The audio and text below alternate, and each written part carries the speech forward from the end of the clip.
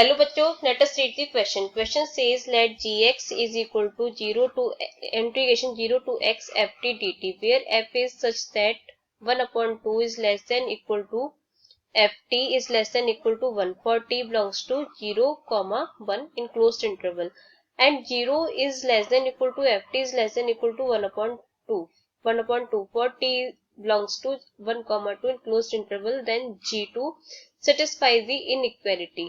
Option A minus 3 upon 2 is less than equal to g2 is less than 1 upon 2. Option B 0 is less than equal to g2 is less than 2. Option C 3 upon 2 is less than g2 is less than equal to 5 upon 2. And option D 2 is less than g2 is less than 4. तो आइए सबसे पहले हम इसके लिए की concept को समझ लेते हैं।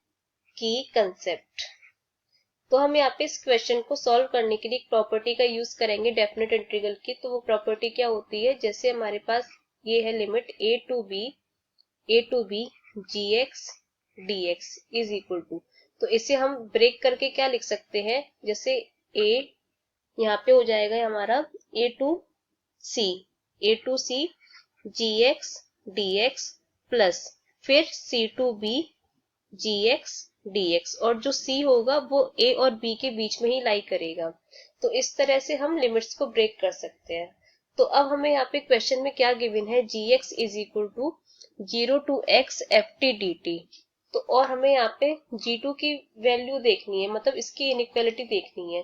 तो सबसे पहले gx इज इक्वल टू हमें दिया हुआ है gx is equal to 0 to x ft dt, 0 to x ft dt। तो यहाँ सबसे पहले हम g2 देख लेते हैं। g2 क्या हो जाएगा, x की जगह हम जहां पर भी x है वहां 2 पुट कर देंगे, तो ये हो जाएगा 0 टू 2 ft, यहाँ पर तो t रहेगा, ft dt ये हो गया। तो अब हम इसको ब्रेक कर देते हैं।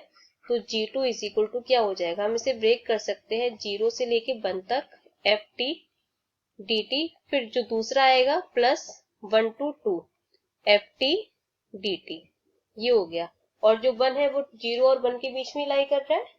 तो ये इस तरह से हमने इसको ब्रेक कर दिया। तो अब हमें यहाँ पे क्वेश्चन में 2 कंडीशंस गिवन है, तो उसको हम एक एक करके लेते हैं। तो पहली कंडीशन क्या है, 1 upon 2 is less than equal to ft is less than equal to 1, किसके लिए, 0 से लेके 1 के लिए। तो हम पहली लिमिट के लिए ये वाली कंडीशन यूज करेंगे। तो यहाँ से हम क्या लिख सकते हैं, ये हो जाएगा, हमें क्या क्वेश्चन में गिवन है 1 upon 2 is less than equal to ft is less than equal to 1 ये है। तो हम क्या लिख सकते हैं इस पहले वाले टर्म के लिए, क्योंकि जो t है वो कहाँ पे बिलोंग कर रहा है, 0 से लेके 1 के बीच में। तो ये हो जाएगा यहाँ पर 1 अपॉन 2, तो ft की जगह हम यहाँ पे 1 अपॉन 2 पुट करेंगे, तो 0 से लेके 1 अपॉन 2 dt, और ये लेस देन इक्वल टू यहाँ हो जाएगा इंटीग्रेशन 0 टू 1 ft, और ये यहाँ पर ft, और ये यहाँ पर dt और होगा dt, फिर less than equal to 0 to 1 यहाँ पे 1 इंटू dt ये हो गया। तो यहाँ से इसको सॉल्व करेंगे तो कितना आ जाएगा, ये हो जाएगा, हमें पता है कि इंटीग्रेशन यहाँ पे dx कितना होता है, x प्लस c के इक्वल होता है। तो ये हो जाएगा, यहाँ पे हम कांस्टेंट यूज नहीं करेंगे क्योंकि डेफिनेट इंटीग्रेशन में हम कांस्टेंट यूज नहीं करते हैं। तो यहाँ पे हो जाएगा 1 अपॉन 2 और 1 अपॉन 2, यहाँ पे हो जाएगा t, और लिमिट हो जाएगी 0 से लेके 1, और ये क्या हो जाएगा, ये हमारा हो जाएगा 0 से लेके 1 ft dt, इसको ऐसे ही लिखा लेते हैं। और ये भी हमारा क्या हो जाएगा, t हो जाएगा, कहाँ से, 0 से लेके 1 के बीच में। तो लिमिट जब हम यूज करेंगे तो ये कितना हो जाएगा, 1 माइनस 0, तो 1 ही रहेगा। तो यहाँ पे हम क्या हो जाएगा 1 upon 2 less than equal to 0 to 1 ft dt और लेस देन इक्वल टू 1। तो इससे हम कहते हैं इक्वेशन नंबर सेकंड। अब हमें यहाँ पे सेकंड कंडीशन क्या गिवन है, सेकंड कंडीशन गिवन है 0 is less than equal to ft is less than equal to 1 upon 2, किसके लिए, t बिलोंग्स टू 1, 2। तो हम यहाँ पे सेकंड वाला इंटीग्रेशन लेंगे, यानी कि ये इसके लिए गिवन है, इस वाले टर्म के लिए। तो क्या हो जाएगा, हमें क्या गिवन है, गिवन ये है 0 से लेके 0 is less than equal to ft is less than equal to 1 upon t, कहाँ के लिए, t बिलोंग्स टू 1, 2। तो ये क्या हो जाएगा, ये 1 से लेके 2, यहाँ 0 dt less than equal to 1/2 ft और ये dt, और ये लेस देन इक्वल टू 1 से लेके 2 और ये 1/2 dt, ये हो गया।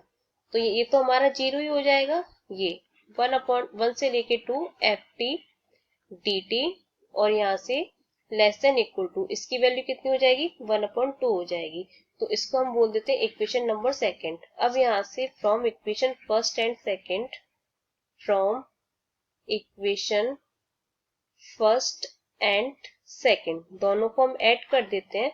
तो क्या हो जाएगा, यहाँ था हमारा 1/2 लेफ्ट में है और 1 राइट में है और बीच में क्या है 0 से 1 ft dt। तो ऐड करेंगे तो क्या हो जाएगा, ये यहाँ पे 0 है तो यहाँ पे आ जाएगा 1/2, 1/2 लेस देन इक्वल टू, पहले आएगा 1 से लेके 0 से लेके 1 ft dt प्लस फिर 1 से लेके 2 ft dt, फिर उसके बाद में यहाँ हमारा आ जाएगा ये लेस देन इक्वल टू, यहाँ पे प्लस भी नहीं होगा, ये यहाँ पे हमारा लेस देन इक्वल टू होगा, लेस देन इक्वल टू 1/2 और पीछे था 1 तो कितना हो जाएगा 3/2 हो जाएगा। तो ये पूरा बन के कितना हो जाएगा, ये हमारा आ जाएगा G2 के इक्वल आ जाएगा। तो इसकी जगह हम क्या पुट कर देंगे, G2 पुट कर देंगे। तो यहाँ से हो जाएगा 1/2 less than equal to G2 is less than equal to 3/2। तो यही हमारा आंसर है। तो ऑप्शन से हम मैच कराते हैं इसको। तो क्या है, G2 की वैल्यू 1/2 से लेके 3/2 के बीच में है। तो देखते हैं ऑप्शंस। तो पहला जो ऑप्शन है वो है -3/2 से लेके 1/2 के बीच में, लेकिन जबकि G2 की जो हमारी वैल्यू आई है वो कितनी आई है 1/2 से लेके ये आई है 3/2 तक। तो इस तरह से ये वाली जो वैल्यू है वो ऑप्शन ए में लाई नहीं करेगी, तो ऑप्शन ए हमारा रॉन्ग हो जाता है। ऑप्शन बी है 0 से लेके 2 के बीच में। तो 1/2 कितना होता है 0.5 होता है और 3/2 कितना होता है, सॉरी 1/2 होता है 0.5 और 3/2 होता है 1.5। तो यहाँ से जो हमारा बी ऑप्शन है उसके अंदर हमारी ये वाली वैल्यू लाई करती है। तो इसका मतलब क्या है, ऑप्शन बी करेक्ट है। 0 से लेके 2 के बीच में, यानी कि 0.5 भी इसमें आ रहा है और 1.5 भी इसमें आ रहा है, क्योंकि यहाँ पे इक्वल नहीं है, सिर्फ लेस देन 2 है। ऑप्शन सी में ये है 3/2 तो इसकी वैल्यू होती है 1.5। तो ये वाला ऑप्शन हमारा रॉन्ग हो जाएगा। ऑप्शन डी भी हमारा रॉन्ग हो जाता है। तो इसका मतलब क्या है कि ऑप्शन बी करेक्ट है। यहाँ से हम लिख सकते हैं option B is correct. Hope you understood well. Best of luck.